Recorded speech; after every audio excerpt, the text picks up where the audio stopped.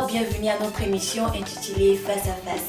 Aujourd'hui, nous avons l'honneur d'avoir avec nous le pasteur Abbé Nyapi de l'église de la communauté unie en Christ à New York. Pasteur, bienvenue. Bienvenue. Pasteur, pouvez-vous nous donner encore une fois l'adresse de votre église? Merci. L'adresse de l'église, encore une fois, c'est 839 Intervalle Avenue, Bronx, New York. Pasteur, quel sera le terme de notre interview en ce jour? Le thème de ce jour, je voudrais vous inviter à lire avec moi, à méditer avec moi le livre de Juges, chapitre 6. Gédéon, juge en Israël. Et le titre que je voudrais vraiment donner à cette méditation, c'est que lorsque quelqu'un oublie les ordonnances de l'Éternel, Dieu enlève sa main sur lui. Et vraiment, il enlève sa main sur tout ce qu'il entreprend. Voilà ce que je voulais vraiment dire, c'est le titre. Et il a beaucoup de problèmes. Pourquoi est-ce que ce texte est-il important pour notre vie? Voilà, ce texte est très important parce que la Bible dit que ces choses sont arrivées pour servir d'exemple. Et elles ont été écrites pour notre instruction. Voilà, donc nous allons nous instruire ensemble en méditant cela. Donc la Bible dit que les enfants d'Israël firent ce qui déplaît à l'Éternel et l'Éternel les livra entre les mains de Madian pendant 7 ans. Donc comme je l'ai dit tout à l'heure, quand quelqu'un ignore les ordonnances de l'Éternel, alors Dieu le livre. Il enlève sa main sur tout ce qu'il entreprend. Donc, Israël a péché, ils adoraient vraiment des idoles et tout cela. Quand quelqu'un va vraiment consulter les marabouts, les féticheurs, il fait la sorcellerie, il fait des choses qui ne glorifient pas le Seigneur, Dieu enlève sa main sur la personne. Dieu enlève sa main sur tout ce qu'elle entreprend. Quelles sont les ordonnances de Dieu? Les ordonnances de Dieu, c'est-à-dire la volonté de Dieu. Dieu nous a créés vraiment pour une mission, pour un but. Donc faire la volonté de Dieu. Lorsque tu ne fais pas la volonté de Dieu, en tout cas, Dieu enlève sa main sur vraiment tout ce que tu entreprends. Et tu as beaucoup de problèmes. Comment est-ce que Israël a-t-il désobéi à l'Éternel? Voilà, dans ce texte-là, Israël a adoré les dieux étrangers. Les dieux vraiment de ces nations-là étrangères. Israël s'est allié aux dieux étrangers, ils ont fait l'idolâtrie et tout cela. Donc Dieu les a livrés pendant 7 ans. C'est un peu comme chacun d'entre nous, des gens qui vont consulter vraiment les marabouts, les féticheurs, les devins et tout cela, qui confient leur vie aux sorciers, aux marabouts et tout cela. À ce moment-là, Dieu enlève sa main sur tout ce que tu entreprends. C'est un peu comme ça. Israël a péché en adorant vraiment les dieux étrangers. Quelles ont été les conséquences de la désobéissance d'Israël? Voilà, et je voudrais vraiment me dire un peu là. Donc, la main de Madian fut puissante contre Israël. Pour échapper à Madian, les enfants d'Israël se retiraient dans les ravins des montagnes. Quand Israël avait sémé, Madian montait. Il campait en face de lui, détruisait les productions du pays. Et il ne laissait ni vivre, ni brebis, ni bœufs. Donc, vraiment, Madian détruisait la production d'Israël. En conséquence. Et la Bible dit qu'ils venaient comme une multitude de sauterelles. Ils étaient innombrables. Eux, leurs chameaux. Et ils détruisaient tout, leur production. Quel message devons-nous apprendre à travers ce texte? Quel rapport cela a-t-il à voir avec nous les chrétiens du XXIe siècle? Justement, c'est une bonne question. C'est une bonne question. Ça envoie un peu la confusion dans notre esprit. Parce qu'ici, nous sommes en ville et nous ne s'aimons pas. Nous lisons ici que quand Israël avait sémé, en tout cas, Madian venait pour tout détruire. Donc, ce qui représente la semence ici, pour nous, c'est peut-être notre chèque que nous recevons chaque semaine ou chaque mois. Ce sera notre semence. Donc, dès lors que nous oublions les ordonnances de l'Éternel, il y a vraiment des sauterelles vraiment spirituelles qui viennent pour dévorer nos récoltes, c'est-à-dire notre chèque. C'est en cela. C'est-à-dire que peut-être que On oublie Dieu. Malheureusement, il y a d'autres qui viennent là, qui disent que bon, je suis venu ici pour vraiment améliorer ma condition de vie. Donc, ils font 2-3 boulots. Ils ne vont jamais à l'église. Ils ne peuvent jamais prier, tout cela. Ils oublient même qu'ils ont été créés par Dieu. Alors, en ce moment, Dieu permet les épreuves dans leur vie pour qu'ils puissent vraiment se déconnecter du monde et se focaliser sur vraiment Dieu. C'est cela.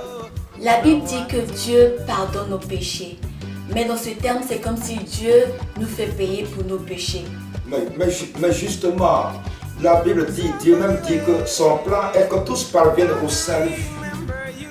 Dieu veut que nous soyons tous sauvés. Et la Bible dit également que Dieu châtie celui qu'il aime. Donc quand Dieu permet vraiment des épreuves dans notre vie, c'est-à-dire qu'il ne veut pas nous perdre. Donc quand il permet ces épreuves dans notre vie, alors, quand bien même on n'avait pas l'habitude d'aller à l'église ou bien prononcer le nom de Dieu, ce jour-là on dit « Hé Dieu! Hé Dieu !» Et on cherche vraiment la route, on cherche le chemin de l'église. Ou bien il arrive 2 fois, Dieu permet la maladie dans notre vie. Il permet la maladie. Et quand nous sommes souffrants, alors on crie « Hé Dieu !» À ce moment, on se rappelle qu'il y a un Créateur. C'est cela. En un mot, c'est comme si Dieu nous châtie parce qu'il nous aime. Amen. Dieu châtie vraiment son enfant, l'enfant qu'il aime. Parce que son plan est que tous parviennent au salut. Il ne veut pas nous perdre. Voilà, c'est cela. Quelles leçons pouvons-nous apprendre de ce texte que vous venez de nous donner? Voilà, la leçon ici, c'est-à-dire que nous devons vraiment mettre Dieu au premier plan.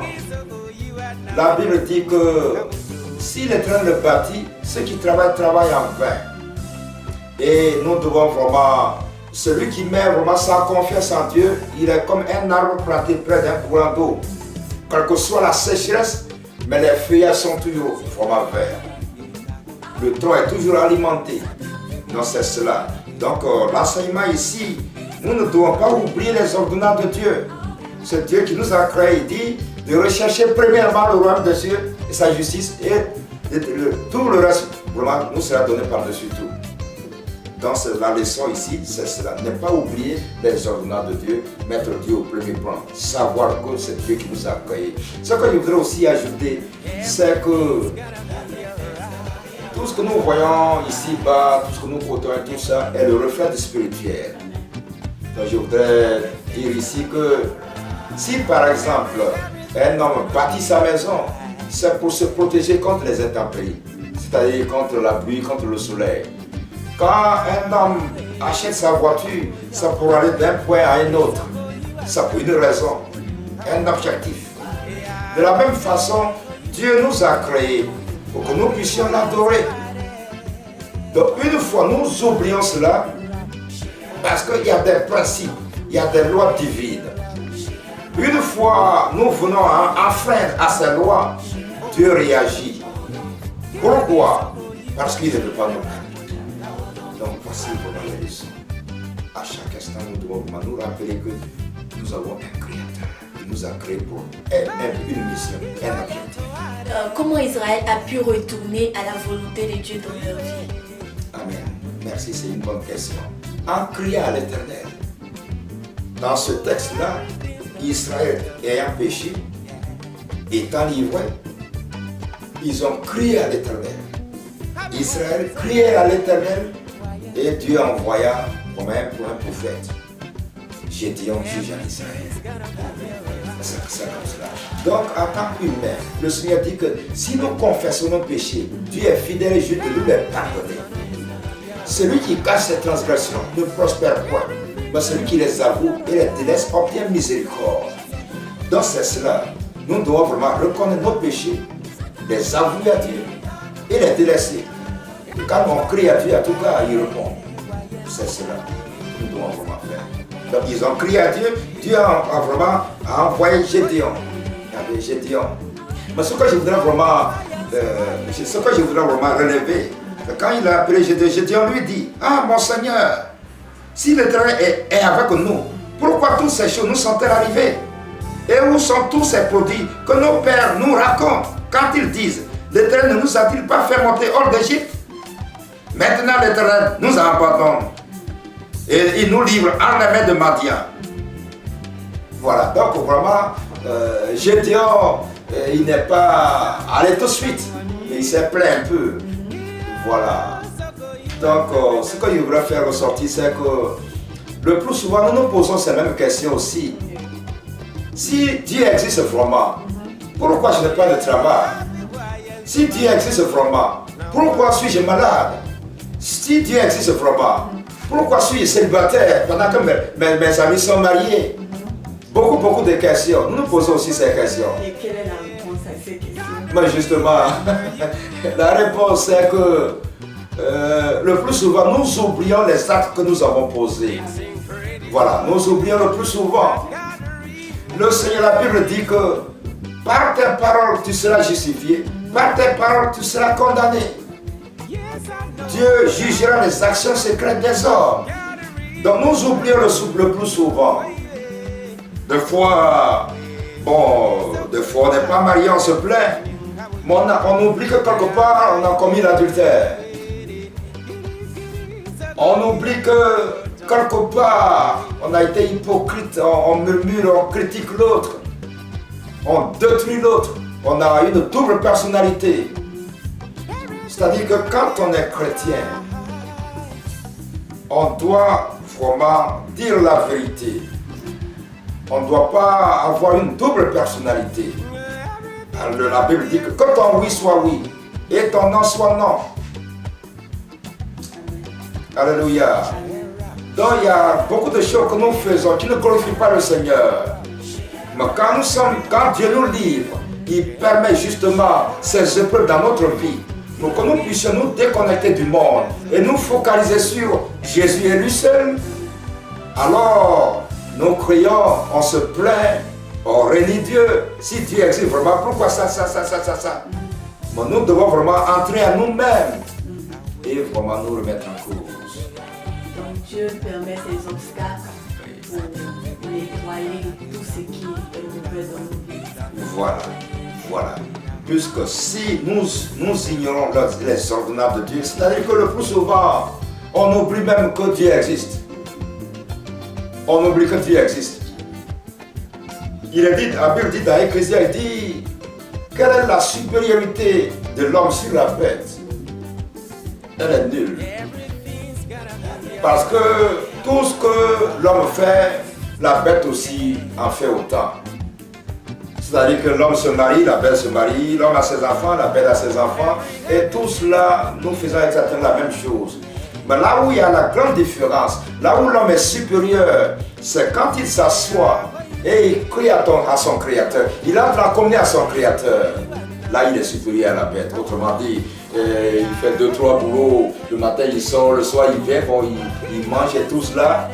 Bon, rien du tout. Quand on entre en communion avec notre Créateur, est-ce qu'Israël a pu retourner à ce que Dieu avait prévu? Voilà, justement, l'Éternel a crié à l'Éternel, Israël a crié à l'Éternel, et l'Éternel a envoyé Gédéon. Gédéon qui s'est plaint un peu, c'est vrai. Mais la deuxième plainte également, il a dit: ah, mon Seigneur, avec quoi délivrerai-je Israël?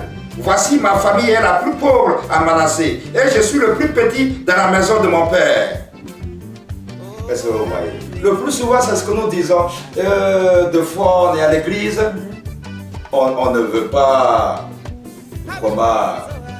participer, on ne veut rien faire du tout. Des fois, je suis nouveau. Ou bien, la chose de Dieu ne nous dit rien du tout. Est-ce que vous voyez? Bon, on pose vraiment tout cela. On se dit que, bon, ma famille est encore au pays. Bon, j'ai beaucoup d'enfants. J'ai beaucoup de charges. J'ai beaucoup de choses. On pose des conditions à Dieu. Alors que Dieu nous a créés pour que nous puissions l'adorer. Quand il t'appelle à son service, il sait pourquoi. Donc le plus souvent, on pense à nos factures, on pense à notre situation, à nos parents et tout cela. Mais notre Dieu, il est dit dans Philippiens chapitre 4, verset 19, mon Dieu pourvoira à tous mes besoins, selon sa richesse et sa bonté. Ses richesses sont illimitées. Donc quand on fait vraiment, on met à pratique les ordonnances de Dieu, il nous bénit sur tous les plans. Donc pour retourner à la volonté de Dieu, nous ne devons pas demander trop de questions. Amen. Amen. Nous ne devons pas poser trop de questions à Dieu. C'est lui qui nous a créés. Amen. Même si tu as beaucoup de charges, il sait pourquoi. Amen. Il sait pourquoi. Donc Dieu pourvoira tous mes besoins selon sa richesse et sa bonté. Amen. Il est incommensurable. Ses richesses sont illimitées. Et vraiment, il pourvoit nos besoins. C'est cela. Voilà. La Bible dit que quand on tourne les regards vers lui, on est toujours rayonnant de joie. Toujours. Alléluia, c'est toujours. Voilà. Le malheur atteint souvent le juste, mais Dieu l'en délivre toujours. Voilà. Quand nous mettons notre confiance en Dieu, en tout cas, il est toujours à nos côtés. Donc la leçon à prendre à travers ce test, c'est si nous péchons, Dieu nous livre à nous humilier. Et nous devons nous humilier et retourner à Christ pour qu'il puisse nous élever. Amen. C'est cela. La parole de Dieu nous dit dans 2 Chroniques chapitre 7, verset 14. Si mon peuple, sur qui est invoqué mon nom, s'humilie, prie et cherche ma face, et se détourne de ses mauvaises voies, je guérirai son pays. Mes oreilles seront désormais attentives à ses cris. Voilà. Donc, dès qu'on prend la décision et on change de comportement, prend la décision à partir d'aujourd'hui, je vais vraiment marcher en conformité de la parole de Dieu. Et on le fait effectivement. En tout cas, dès qu'on prie, Dieu attend. Dieu attend. Et il nous bénit. Parce qu'il y a des lois, il y a des principes. Il y a des principes. C'est ça. Donc l'histoire, tu as continué à vivre. Mais c'est bon comme ça. Tu veux qu'on laisse ça comme ça. Donc il y a des demandé des messages.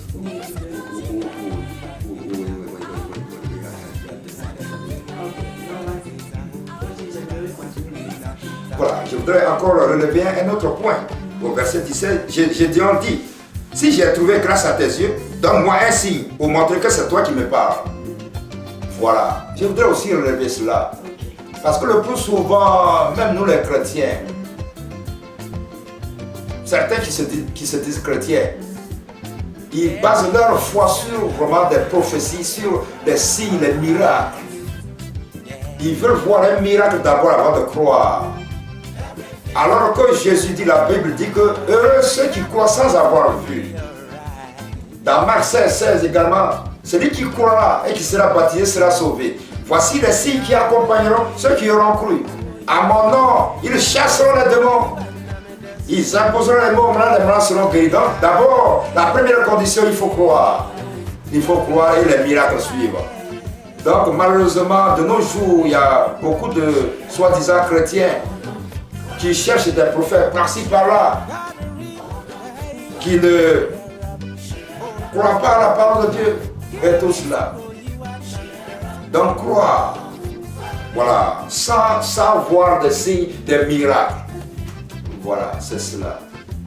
Voilà, c'est vraiment la leçon que nous tirons de ce texte-là. C'est la foi. La foi. La foi, croire. La foi, croire.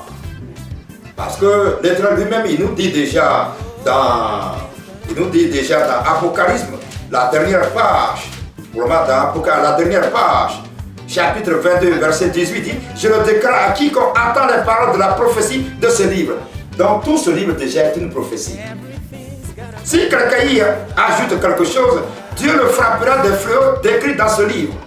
Et si quelqu'un retranche quelque chose des paroles de cette prophétie, Dieu retranchera sa part de l'arbre de vie.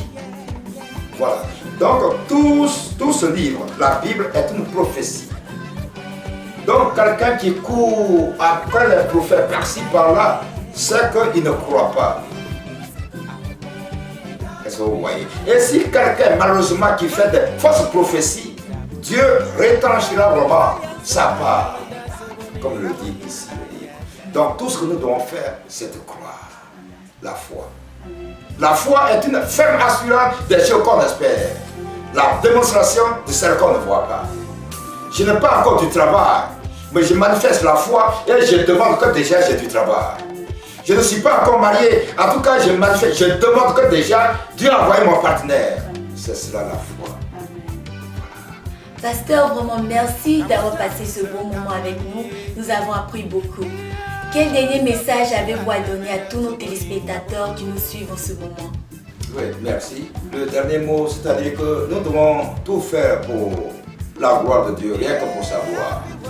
Voilà, et dans ce texte que nous venons de lire, ce qui m'intéresse encore, je vais relever là pour mon dernier passage, c'est le chapitre 7, où vraiment l'Éternel, il leur a donné la victoire sur les Madianites. Il dit ici, chapitre 7, à partir du verset 2, l'Éternel dit à Gédéon, le peuple que tu as avec toi est trop nombreux pour que je livre Madian entre ses mains. Il pourrait en tirer gloire contre moi et dire, c'est ma main qui m'a délivré. Donc tout ce que nous devons faire, nous devons le faire pour la gloire de Dieu, rien que pour sa gloire. Publie donc ceci aux oreilles du peuple, que celui qui est craintif et qui a peur s'en retourne et s'éloigne de la montagne de Galade. 22 000 hommes parmi le peuple s'en retournèrent, il en resta 10 000. Donc, avec l'Éternel, avec Dieu, il ne faut pas être craintif. Il ne faut pas avoir peur. La Bible nous dit dans Job chapitre 3, verset 25-26, ce que je crains, c'est ce qui m'arrive. Ce que je redoute, c'est ce qui m'atteint. Et en tout cas, je m'agite et je suis traumatisé. Mais une fois que je prends ma confiance à l'Éternel, j'ai la paix. Donc l'Éternel dit que le peuple très nombreux, de 22 000, 10 000. Et de 10 000, il est resté 300. Et c'est avec les 300 personnes que l'Éternel leur a donné la victoire.